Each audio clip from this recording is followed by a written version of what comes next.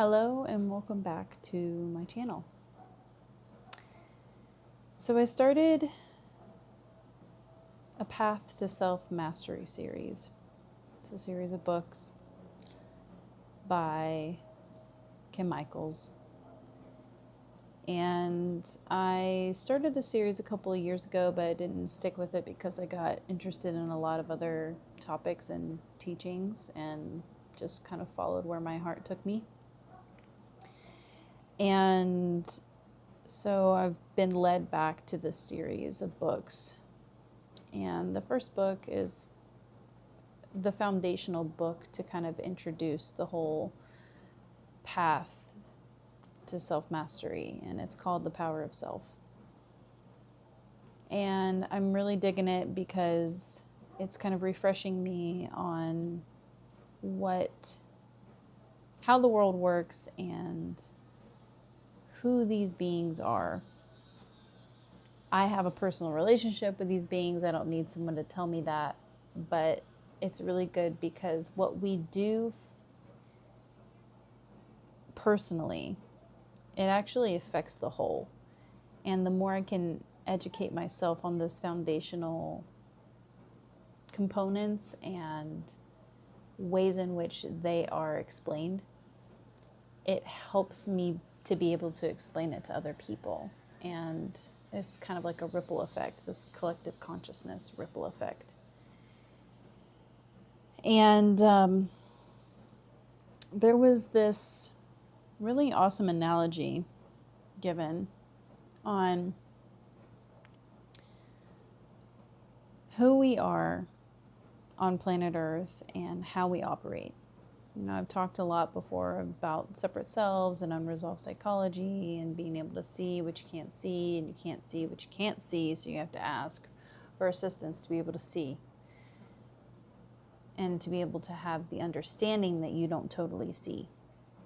And that can be pretty advanced for a lot of people, you know, to be able to have self-awareness and to ask yourself why you think the way that you do. Like, that's such a not common mode of thinking for so many people. They don't even question how they think. They can't even begin to grasp questioning their own worldview and their perception filters. Like that, like perception filter, the only thing that they could probably equate to that to is like having sunglasses. Like perception filter, you mean like the tint on my sunglasses?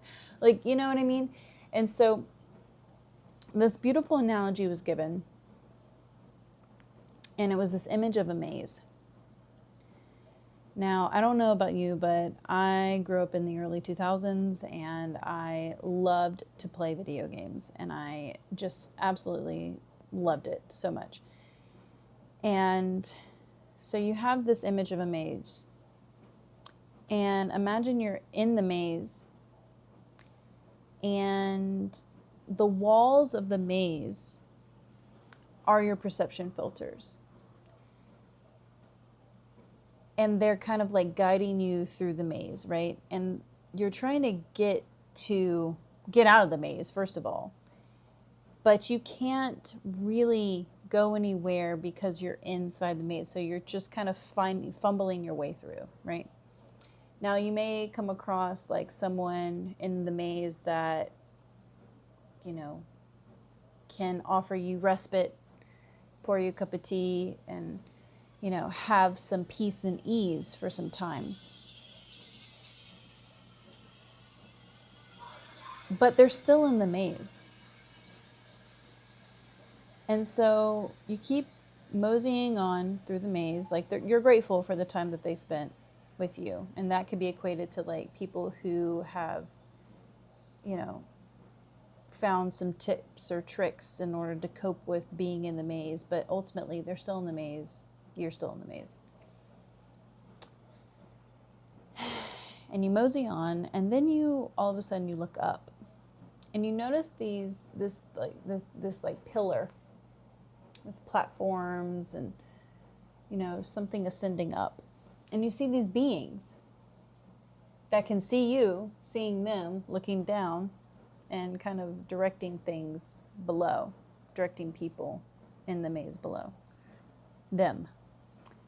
And so you look up and you're like, whoa, you can like see a way better vantage point than I can in this maze. Can you help me?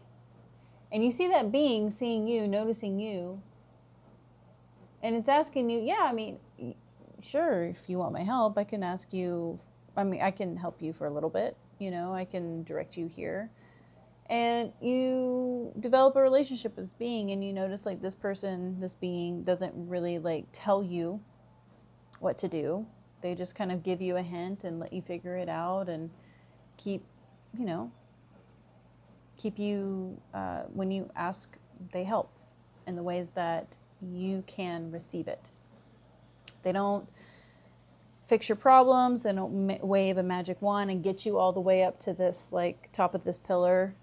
No, they have this presence about them that is wise, not condescending whatsoever, and very humble and loving and helpful. And until you look up and you ask, or until you look up and you notice, like, you can see higher than I can from where I'm at in this vantage point. Can you help me? And I love that illustration because it was kind of exactly what happened to me right before I found the teachings. I had this intuitive sense, you know, I've always been a spiritual seeker. I've always tried to go beyond my current understanding of things and go higher. I don't think I did this consciously. It was just my natural inclination is to always evolve. And I remember I was walking down my street in rural Appalachia. And back then, you know, it was so rural, I could yell and scream out and nobody would hear me, you know. And I think I had just had enough. I think I just had enough beating my head against the wall of my own life and knowing that I was cycling and you know, circling around the same issues and getting the same results, but not knowing another way. And I had intuitively understood that I had acquired and found all that I could find in terms of spiritual teachings on earth. I had this intuitive understanding that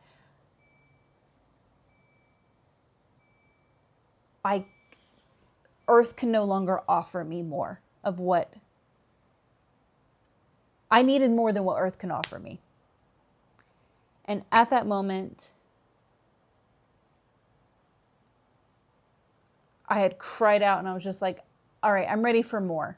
I didn't know who I was talking to. I had this sense, I've always had the sense of these beings above me, but I had no idea who they were.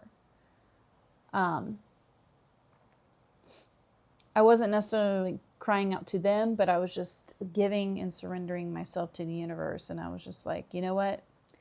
I want more. Help me. I surrender. I've had enough. I want more than this. That's literally those words. I want more than this. Cue a series of events and people that I would connect with that would bring me the teachings pretty much instantaneously in a weird, you know, serendipitous way that life weaves its webs with. That was even coherent. So that's kind of like, I just wanted to offer that imagery because it was really beautiful to me. And I noticed that, like,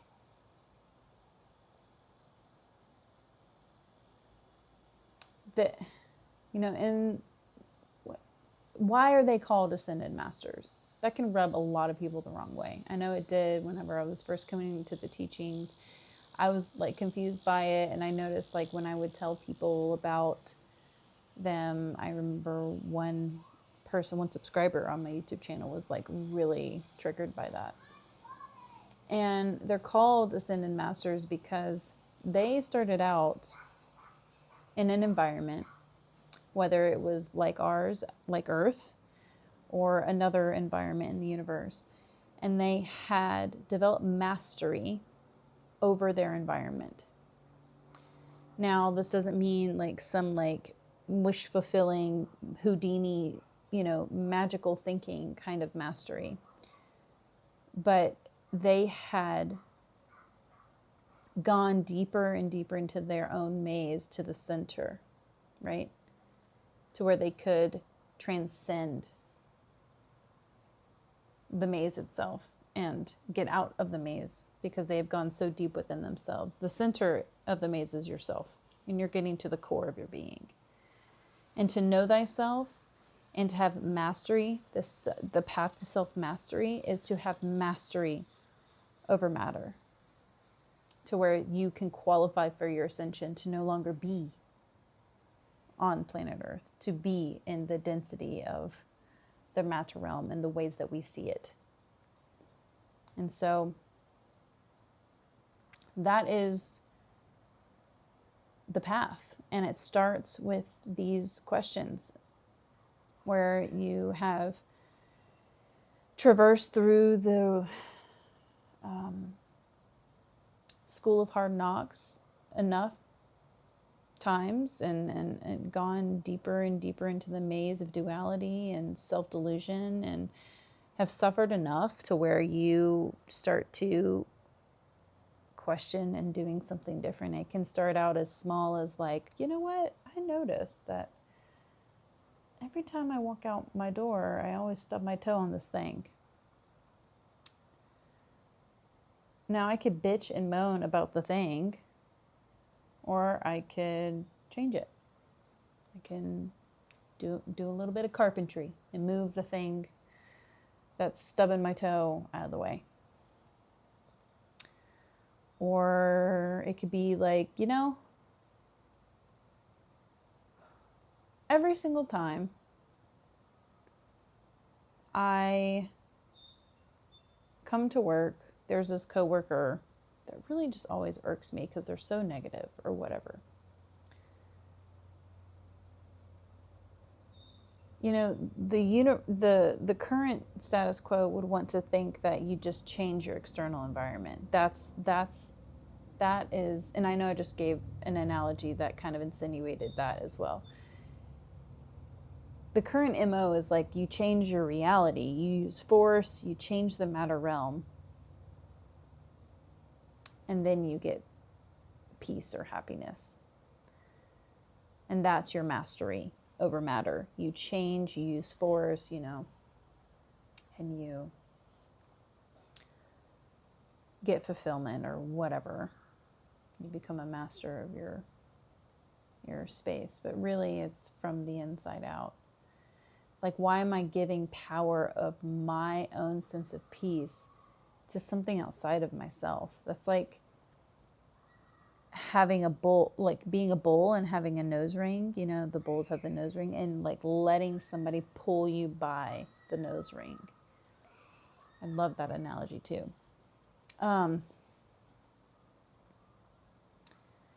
You kind of just start to take back your own agency and your own self-responsibility to not let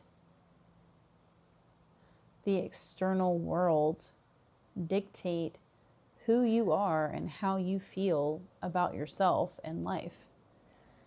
And so it requires a tremendous amount of self-responsibility.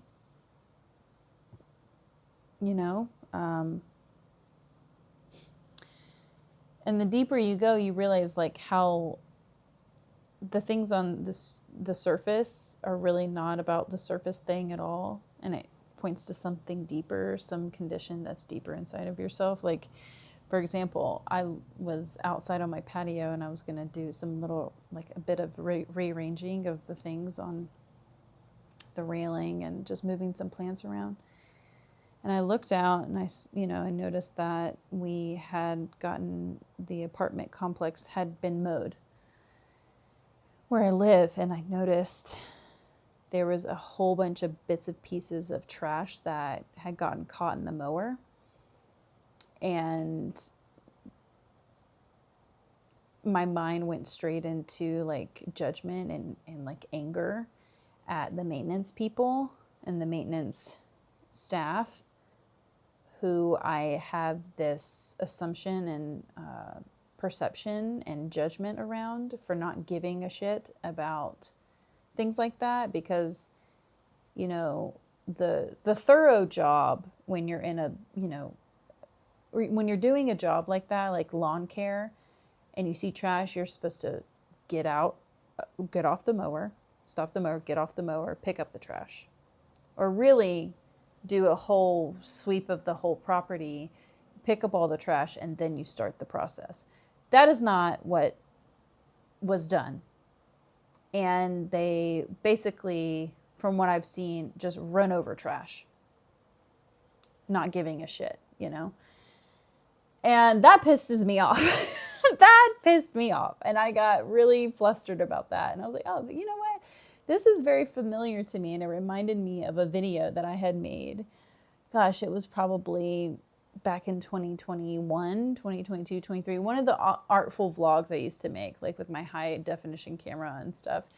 And I remember very similarly, my neighbor, who was the lawn person, I had just gotten in touch with like wild crafting and medicine making, and just moved to Appalachia, and I was just medicine making a lot and studying herbs and medicine making and the lore behind certain herbs. And like I found this whole patch of mugwort, and I was like, oh my God, I was just reading about how mugwort was such a sacred herb, and it, you know, it was just such a big deal to find this plant, you know.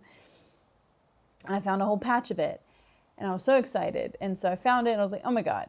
So I came back the next day, and I was filming, and I was like, oh my God, my neighbor, AKA maintenance lawn person, fucking mowed the whole patch. And I was so triggered by that. I was like, he's so ignorant. And so, you know, and I was trying to make it about him, and I was, you know, my mind was going into making it about the maintenance person here too. And is it really about them? No. Would I prefer them do something different? Of course. And I'm like getting into a fight with them in my head, and like, you know, using force like in my head just to be like, you know, just reprimand them for their ignorance. Why am I looking here? I'm looking at the green dot on my mic pack that's connected to my phone, but you are right here. I apologize. I'm just green light, green light. It's very, anyways. Sorry about that. That was confusing. So, and then I realized, I was like, oh, what's really going on here? Or at least what can I see right now? Which may not be the highest viewpoint, the highest vantage point of what I'm dealing with right now. But what I could assess was being so triggered and pissed off that somebody else's ignorance could affect me. And like the story that I've created, or however long, how many lifetimes I've ever probably dealt with feeling victimized by other people's ignorance and lack of care, you know? And how triggering it is, you know, to have people that can affect my